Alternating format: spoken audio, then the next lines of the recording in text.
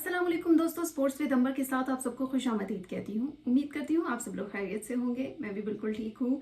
और गर्मियों का बाकायदा तौर पर आगाज़ हो चुका है, तो लिहाजा अपने साथ पानी की बॉटल लाजमी रखें और कोशिश करें कि डिटॉक्स वाटर बनाएं, क्योंकि बाहर मौसम शदीद, आज तो मैं देखकर हैरान हो गई हूँ कि इतना ज़्यादा गर्म मौसम, वो भी अप्रैल के शुरू में। और आगे क्या होने वाला है ये तो फिर आप खुद ही अंदाज़ा लगा लें कि आगे वैसे भी प्रिडिक्शन की गई है कि जी इस साल 4-5 डिग्री सेंटीग्रेड मज़ीद ऊपर जो है वो गर्मी पड़ेगी, और जो पिछले साल टेम्परेचर था उससे ज़्यादा ही टेम्परेचर होगा इस साल। तो अपना बहुत सारा ख्याल रखें, क्योंकि हीट वेव का भी सुनने में आ रहा है कि हीट वेव जो है वो ज़ोर पकड़ेगा, और लिहाजा मौसम जो है वो बिल्कुल भी काबिल बर्दाश्त नहीं होगा। लेकिन बर्दाश्त तो खैर करना पड़ेगा। स्पोर्ट्स की तरफ आते हैं दोस्तों। न्यूजीलैंड ने क्लीन स्वीप कर लिया है, और अब तो बल्कि चेहरे पर मुस्कुराहट होती है जब हम कोई ऐसी खबर सुना रहे होते हैं, क्योंकि बहुत ज़्यादा नाकामी की खबरें सुन सुन के, सुना सुना के, और फिर अब यहाँ तक आ चुके हैं कि अब तो जो है वो चेहरे पर मुस्कुराहट होती है और हम अपनी हार बता रहे होते हैं। तो न्यूजीलैंड ने जी क्लीन स्वीप कर लिया। 3 वनडे मैचेस थे, तीनों न्यूजीलैंड ने जीत लिए, और आज तो बल्कि बहुत ही अनफॉर्चुनेट वाकया भी हुआ। बेसिकली 200 प्लस स्कोर किया गया था, लेकिन पाकिस्तान 221 रन पर ही ढेर हो गई और नहीं चल सके।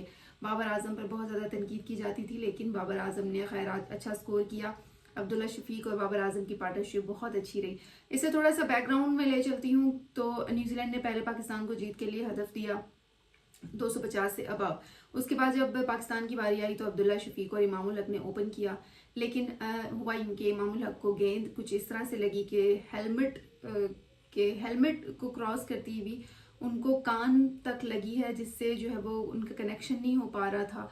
और उसके बाद उन्हें जो है वो फौरी तौर पर तिबी इमदाद दी गई, और जो मैनेजमेंट थी उन्होंने फैसला किया कि इनको जी उसी टाइम मुंतकिल किया जाए और उनकी जगह किसी और को खिलाया जाए। तो उस्मान खान ने उनकी जगह बैटिंग की, लेकिन ये कि अनफॉर्चुनेटली इमामुल हक के साथ एक वाकया पेश आ गया। और उससे पहले सेम ऐसा वाकया जो है वो पिछले मैच में हारिस रऊफ के साथ भी आया था। उनको भी बॉल लगी थी, जिसके बायस जो है वो मुंतकिल कर दिया गया था उन्हें, और फिर वो रेस्ट पे चले गए। और उसके बाद ये कि नसीम शाह ने उनकी जगह बैटिंग की थी। तो इस तरह के डेली इंजरीज के वाकयात होते रहते हैं, it's a part of game. But ये कि एटलीस्ट प्रैक्टिस के दौरान इस तरह की इतनी हार्ड प्रैक्टिस तो करनी चाहिए कि यार अगर चोटें लगी हैं तो उनसे डिफेंड करें। लाजमी सी बात है, वो खुद को डिफेंड तो करते ही होंगे, लेकिन उसके बावजूद मैं कह रही हूँ कि आप इतनी हार्ड प्रैक्टिस करें कि इस तरह की नौबत ही ना आए। हमारे जो प्लेयर्स हैं, मैं फिर राशिद लतीफ़ की बात से एग्री करूंगी कि हमारे प्लेयर्स कमर से, हमारे जो प्लेयर्स हैं वो कमर से जो ऊपर गेंद आती है उसको नहीं खेल पाते हैं। वो फिर इंजरी का शिकार होते हैं, या तो उन्हें मुंह पे लग जाती है, या कान के पास से गुजर जाती है, या कुछ इस तरह से होता है, या सर पे लग जाती है, तो वो डिफेंड नहीं कर पाते हैं उस गेंद को। तो वो गेंद बेसिकली हमें इस प्रैक्टिस की ज़रूरत है कि हम जो कमर से ऊपर वाली गेंद है उसको हम खेल सकें। हमें इस तरह की जो है वो गेम चाहिए, इस तरह की प्रैक्टिस करनी पड़ेगी फ्यूचर में। आज अगर बात करें, खैर इमामुल हक तो बैडली इंजर हुए हैं और उन्हें रेस्ट का मशवरा दिया गया है, और उस खैर मैच भी लास्ट था, अब तो वो रेस्ट करेंगे। अब नेक्स्ट सीरीज में देखा जाएगा कि उनको सिलेक्ट किया जाता है या नहीं।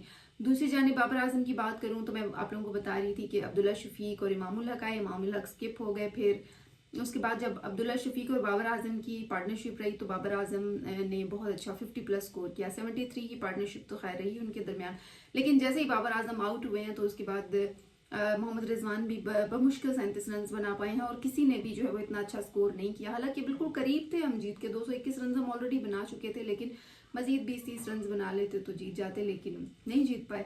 और ये मैच भी हम हार गए, और न्यूजीलैंड ने क्लीन स्वीप कर लिया। मेरे पास तो अल्फाज ही नहीं है, मैं इतनी ज़्यादा हार की चीज़ें बता चुकी हूँ कि अब मैं खुद भी जो है वो हार चुकी हूँ इस टीम से। क्या एक्सपेक्ट किया जा सकता है, लेकिन ये कि फिर भी hope for the best, as I am always saying that, hope for the best. तो देखते हैं कि अब नेक्स्ट सीरीज़ के लिए और इस इवेंट के बाद जब पाकिस्तान वापस आती है कौमी टीम, तो क्या डिसीजंस लिए जाते हैं, मज़ीद टीम कहाँ पे फॉल करेगी, अब ये भी देखना होगा। और इसके अलावा पीएसएल की बात करें तो पीएसएल अब शुरू होने वाला है, एक हफ्ता उसमें रह गया, 11 अप्रैल से पीएसएल शुरू हो रहा है। और उसमें जदीद टेक्नोलॉजीज़ का इस्तेमाल कहा जा रहा है कि किया जाएगा, जिसमें जो अंपायर के फैसले हैं और जो डीआरएस वगैरह है उनको जदीद तरीक़ों से दिखाया जाता है और दिखाया जाएगा, और रिवाइज भी किया जाएगा, यानी आपको रीटेक भी दिखाया जाएगा। ऐसा नहीं है बाज़ों का दिए कि एक दफ़ा दिखाया जाता है, लेकिन उसमें यह टेक्नोलॉजी होगी कि दोबारा भी अगर आप कोई देखना चाहते हैं कोई शॉट या कोई आउट हो गया है और आप चाहते हैं कि ये DRS में दोबारा देखूं, तो वो भी आपको दिखा दिया जाएगा। तो ये नई टेक्नोलॉजी जी PSL में मुतारिफ करवाई जा रही है। 11 अप्रैल से मई तक ये इवेंट चलेगा और PSL की रौनकों के बहाने मुल्क में भी जो है वो रौनकें बहाल हो जाएंगी। तो दोस्तों इसी के साथ ही जुड़े रहिए मज़ीद स्पोर्ट्स की खबरों के लिए, देखते रहिए मेरा यूट्यूब चैनल, सब्सक्राइब भी लाजमी किया कीजिए और देखा भी कीजिए। और आप लोगों का बहुत बहुत शुक्रिया, अपना बहुत ख्याल रखें। मुझे दीजिए इजाज़त, इंशाल्लाह आप लोगों से कल फिर बात होगी। तब तक के लिए अल्लाह हाफिज़।